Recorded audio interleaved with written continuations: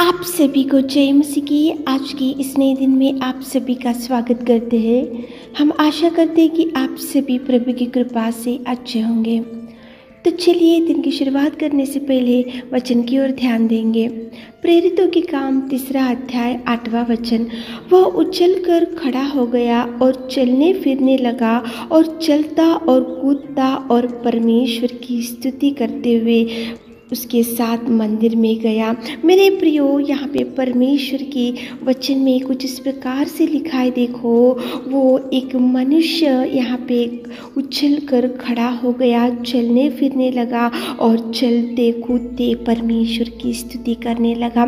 कौन से उपकारों को उसने ले लिया जो इतना आनंदित होकर कूदते हुए, नाचते हुए, गाते हुए, जय जयकार करते हुए, उसकी प्रशंसा को बढ़ाते हुए, उसके उपकार को ध्यान में लाते हुए वो भवन में, मंदिर में गया। वो व्यक्ति कौन था और क्यों इतना खुशी से वो परमेश्वर की आराधना किया? मेरे प्रियो, ये मनुष्य कोई धनवान नहीं था, ये मनुष्य कोई अच्छा इंसान नहीं था, ये मनुष्य कोई खुशियों का जीवन नहीं जिया था, ये मनुष्य कोई अच्छे से परिस्थिति इसकी अच्छी नहीं थी। लेकिन मेरे प्रियो, ये मंदिर के सामने बैठकर ये भीख मांगने वाला एक जन्म का लंगड़ा था। उसकी जिंदगी एक लंगड़ेपन से और एक भयंकर दुर्दशा में, भयंकर बिगड़ी हुई परिस्थिति और एक तो मंदिर के द्वार में बैठकर वो भीख मांगते हुए उसकी जिंदगी को वो गुजरते हुए रहता था। भयंकर दरिद्र स्थिति में था। लेकिन एक दिन वहाँ पे जब पतरस, जब प्रभु का दास पहुंचा, तो वो भीख मांगने की आदत उसकी थी, इसलिए वो पतरस को भी भीख मांगने लगा। लेकिन पतरस ने उसको बोला, सोना और चांदी तो मेरे पास नहीं है, लेकिन यीशु नासरी के नाम से तू उठ और खड़ा हो।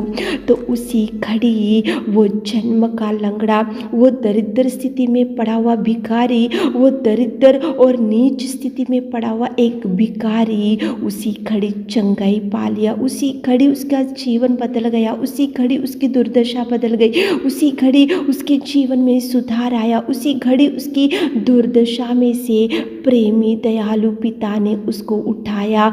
मेरे प्रियो, पड़े हुए परिस्थिति में से जैसे ही उस जन्म के लंगड़े को परमेश्वर पिता ने उठाया, तो मंदिर के सामने भीख मांगता हुआ, दरिद्र स्थिति में पड़ा हुआ वो व्यक्ति, वो मनुष्य परमेश्वर की पढ़ाई करने लगा, परमेश्वर की आराधना करने लगा, परमेश्वर की ऊंचाई करने लगा, परमेश्वर को जय जयकार करने लगा, परमेश्वर पिता की बड़ाई और आराधना करने लगा। क्योंकि उसको मालूम हो गया कि मेरी ये बिगड़ी हुई जिंदगी, मैं तो जन्म का लंगड़ा हूँ, मेरी दुर्दशा, मेरी भीख मांगने की जो आदत, मैं तो एक भिखारी हूँ, लेकिन यीशु नासरी ने मुझे चंगाई दिया। इसलिए वो यीशु नासरी को धन्यवाद बोलने के लिए वो मंदिर में जाकर बैठा। मेरे प्रियो, आज तो प्रभु परमेश्वर का आराधना करने का दिन है। आज तो प्रभु के किए हुए उपकारों को याद करते हुए उसके भवन में जाने का दिन है। आज तो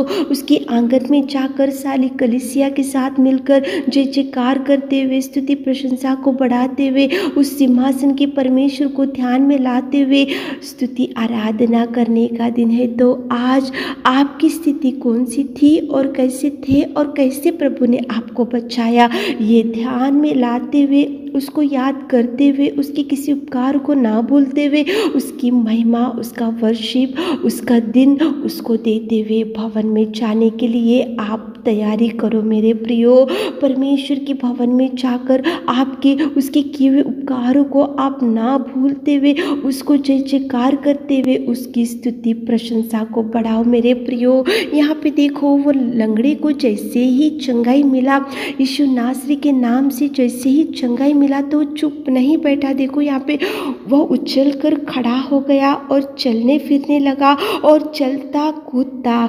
परमेश्वर की स्तुति किया। कितना सुंदर प्रेमी परमेश्वर पिता आज की सुबह के समय में परमेश्वर की कैसी आराधना किया। उस जन्म के लंगड़े ने वो आपके सामने लेकर आ रहा है। मेरे प्रियो, देखो बहुत बार ऐसा होता है, परिस्थिति अच्छी रहती है, अच्छा हेल्थ रहता है और देखो सब सुधार परिवार में रहता है, खुशियों का जीवन जीते ही रहते, लेकिन परमेश्वर के भवन में जाकर आराधना करने के लिए बहुत पीछे हट जाते हैं। लेकिन ये व्यक्ति यहाँ पे पीछे नहीं हटा।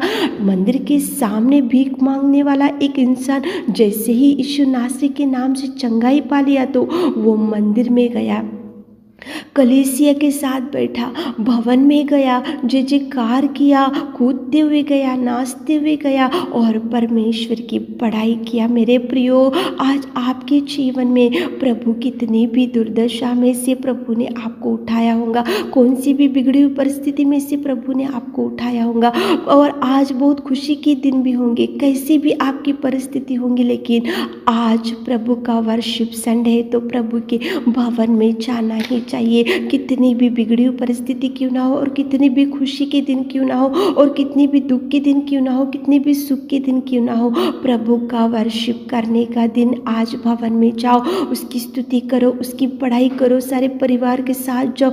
आज प्रभु का दिन, प्रभु को दो। लंगड़े ने प्रभु की स्तुति की, लंगड़े ने प्रभु के भवन में गया, लंगड़ा प्रभु से कूदने लगा, प्रभु के सामने नाचने लगा, उसकी स्तुति आराधना करने लगा। तो मेरे प्रियो, आज प्रभु के भवन में जाकर उसकी वर्शिप करो, स्तुति करो, आराधना करो, उसका दिन उसको दो। आज के दिन में कोई फंक्शन को मत जाओ, आज के दिन में कोई देखो बंधुओं के घर में मत जाओ, कोई फ्रेंड्स के घर में मत जाओ, लेकिन प्रभु का दिन, प्रभु ने पवित्र लहू को बहाकर आपको चुना, प्रभु ने उस सिंहासन को छोड़ देकर आपको चुना, प्रभु ने उसकी महिमा को छोड़कर आपको चुना, प्रभु ने देखो उसकी स्तुति या बलि को छोड़कर आपको चुनने के लिए इस धरती पर आकर वो बलि हो गया, बलिदान हो गया। उसके क्रूस के बलिदान को ध्यान में लाते हुए आज भवन में जो लंगड़ा भवन में गया और वर्शिप किया, उसकी स्थिति बदले इसलिए भवन में गया। आपकी स्थिति को भी प्रभु ने बदलाया, बहुत से आशीषों को प्रभु ने आपको दिया, तो उसको ध्यान में लाते हुए, याद करते हुए उसके भवन में जाकर वर्शिप करो ताकि प्रभु आपको भरपूरी दे सके। आमीन। हे मेरे खुदावंत प्रेमी परमेश्वर पिता, आज की सुबह के सारे आशीषों से हमारे प्रिय भाई बहनों को भर दीजिए। आज वर्शिप संडे आपके भवन में जाने के लिए उनको तैयारी कीजिए, आपकी महिमा को बढ़ाते हुए आप उनकी सहायता कीजिए। स्तुति प्रशंसा आपको देते हुए छोटी सी प्रार्थना आपके मिट्टी और मधुर नाम से मांगते पिता, आमीन।